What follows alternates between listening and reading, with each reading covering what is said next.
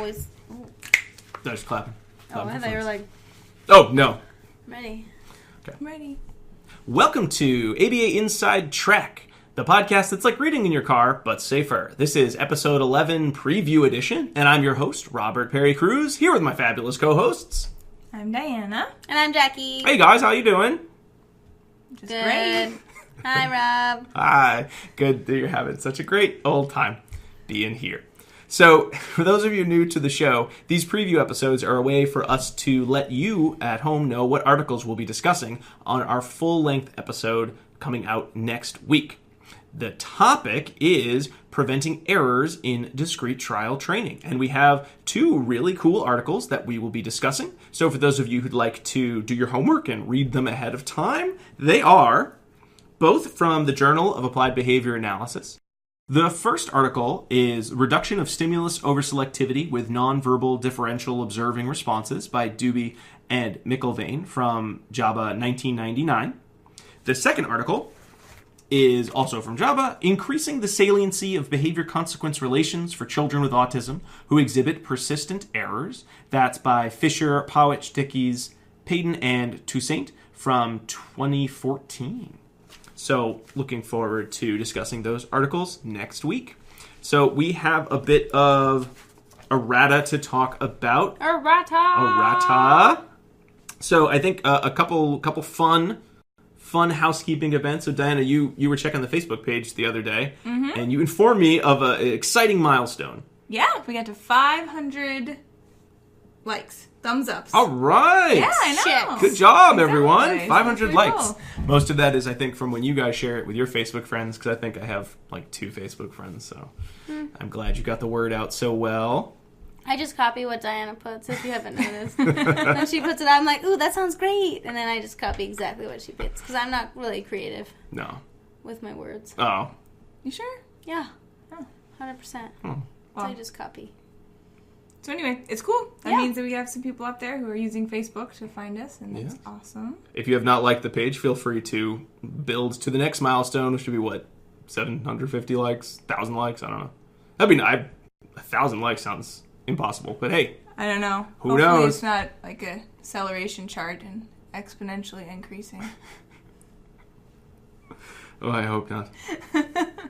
The second thing I wanted to mention to anyone listening who has been listening to the show and has been applying for continuing education credits is PayPal has not been our friend. Fortunately, we're not a huge enough organization or anything, so people can email me or email us at abainsidetrack@gmail.com, and I'm able to process their CEs. So we are trying something new for our episodes going forward. So there will be a link in every podcast entry. So if you're listening to this on, say, the iTunes podcast app or anything, you click the info button and you can find a description of what we're talking about. You can find the citations. You'll also find a link back to our website, abainsidetrack.com, where you'll be able to just enter the information in a little box right above the PayPal Get CEs button, I think it's called. So you can enter all that information, click the button, takes you to PayPal, $6. All that information should then go to me, and I can process your CEs. Again, I'm hoping that people will give me feedback as to whether or not this works at all. I think last week's episode was the first one we trialed, so hopefully this week's will go smoothly. And next week's will go smoothly. So you can still use PayPal to pay for the CEs. Yes. But you just need to input the secret code words, your email, and your PCB number, the number of the episode on the website that you're applying for the is. certificate. Yeah. Okay. So that should take care of that. So if anyone's been having a hard time, I'm trying to make it easy where people can just listen to the show, boop, click the info button, boop, click the link, boop, enter the information, click PayPal, done. Because I like it to be easy as possible, because what is the point of adding 50 steps? Because there are a lot of ways to get CEs, and we're hoping this is a fun one for people, but if it's a pain in the butt to contact us, then why would you want to? So Sure. hopefully that will work. So please email us if it's a disaster and doesn't work at all, because we don't want to make people do extra work. Response effort low. That's Right. the goal, right? Right. We had, and Jackie, you noticed also on the Facebook page, we get a lot of nice comments from people, either when they're applying for CEs or some people actually stop you guys in the hallways sometimes and say nice things about the show. Yeah. But we wanted to give a special shout out to one person in. So I wanted to say thank you to Holly for rating us as if we were at a conference. That was awesome. About what she recommended to other people. Did she find it informational? Did she think we were knowledgeable? That was pretty awesome. So thanks, Holly. Yeah. And Holly's not the first person. So sometimes people, when they apply for CEs, they will also put in all that information. Ideally, everyone would always put that because, we want to get that feedback. Right. But, I understand it's not always as present depending on how PayPal's been working recently. But Holly went to the trouble of putting a rating for every single episode on Facebook, and listening to every single episode, and then putting those ratings, which is really nice because it lets other people see, right away. I mean, you can look at iTunes, but you can see right away on that Facebook page that Holly found our show. Most people have written very nice things about it, but can see right away that information, which I think helps with visibility and lets people know that we mostly are able to talk intelligently for a good chunk of time and are worth listening to, I hope. So thanks, Holly. Very, very kind of you to take that time and give us all that feedback. We really appreciate thanks, it. Holly. Yeah, thanks, Holly. Now, so that people don't think we only will talk about feedback that tells us how we're 4s and 5s in terms of beauty and charm, we did also get some very interesting and constructive feedback from a listener. We hadn't really talked about sharing this information, so we don't want to share actual names, but this listener did have some really, I think, salient points. I agree. Yeah, right now we're one of there are only 2 ABA podcasts out there right now. And it's not something that I think has been around for any length of time. It's certainly not something that has been used for continuing education options. So we're really in an unknown field to some extent. We've done everything we can to make sure the BACB knows what we're doing. We've sent them links. So, I'm assuming someone has checked this out because this is pretty brand new. We're really going through uncharted territory there. Mm-hmm. And the feedback we received was talking about sort of I think would say like kind of our tone through the episodes. Not all the episodes, one in particular. Mm-hmm. Right. So the tone was maybe a little too casual. Mm-hmm. And the listener felt that maybe the tone may have been a little bit offensive for parents, so may have given us not necessarily the best side of ABA that we could present. So I think it was a pretty valid criticism. And so, thanks for, pointing that out and feeling like you could send us an email and let us know. Mm-hmm. And, we'll really keep that in mind as we move forward because it's not our intention to, slam the field. No, and I think that it's valid in that we want to make sure that we're presenting ourselves in a way that would be accessible to anyone. Right. Regardless of whether they're inside our field or not. And this podcast is intended for people who already know something about behavior analysis, but anyone can listen. So we definitely want to make sure that we're keeping it open and available to anyone who's out there. Yeah. But we have this awesome opportunity to be able to produce this and put it out into a field that's pretty much brand new for behavior analysis. And in doing so, people often have opportunities to go to conferences or to read articles, but they may not always be in a position where they have other fellow BCBAs to talk about articles with, or more recent research with, in perhaps a more casual setting. And that was our goal for this podcast all along, is that, hopefully people could think of us as friends and that they're sitting around with us and talking about articles. So right here at the kitchen table. Exactly. So, we want to have the tone be fairly informal and casual. We want people to find this to be entertaining, but certainly it's always our intention to be treating the participants in the research itself with respect, and that's something that we will make certain that we're doing. Yeah. Yes.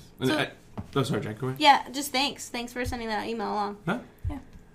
I think a lot of when we talk and we have kind of meetings, talk about what we're doing, when we talk about not so much tone exactly, but sort of how do we want to present this or how do we want to be on social media, a lot of it is really going under what has been successful in getting messages out with other podcasts that we've listened to. Mm-hmm. And there are many, professional podcasts in other realms, and I think a lot of them take very different tones and the ones that I think are still around or people are interested in have to have a component of, an entertainment component. So while we are here to be informative and we are here to be professional, we also know that even just listening to people talk, it's one thing to go to a conference and to see people talking and see, the big names kind of getting up and talking, and they have a PowerPoint presentation, and some of their comments are off the cuff, or they're answering questions, or they're discussants.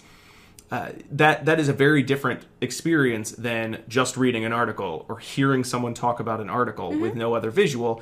It can be very boring, I think, if we just did, here are the participants, and this is what we think. So there has to be a way to make it, I think, make it a little bit more palatable, because it's not the same as watching us or being in a room with someone who's talking about an article, which you could probably get away with just being pretty dry. I think there's a little bit more that has to go into it. And so really, how do we balance the interest in being, pulling people in, being entertaining, with being professional and informative? And we try to do that as best we can all the time, but you know what? If any listener feels that we're crossing the line too much one way or the other, we are always happy to hear that feedback, because honestly, nobody knows how to do these except for a very limited number of people right now. So all the information we can get is ideal. So thank you for feedback, and we hope that we continue to get feedback, both just all around glowing, but also appropriately critical, I would say. Right. And this certainly was very critical. So thank you for your professionalism, listener. So that's about it for our preview episode. For this week. If you guys don't mind, I have a more personal plug. I would like to share. So the only reason I think we really were able to get together and do this podcast was because I had about a year ago decided that I would do my own stupid podcast about nothing related to APA whatsoever. It's a little show called They're Playing Our Song. In it, I either interview people, or I interview Diana, or I just talk to a microphone myself. Jackie, you've been on the show before. Yeah.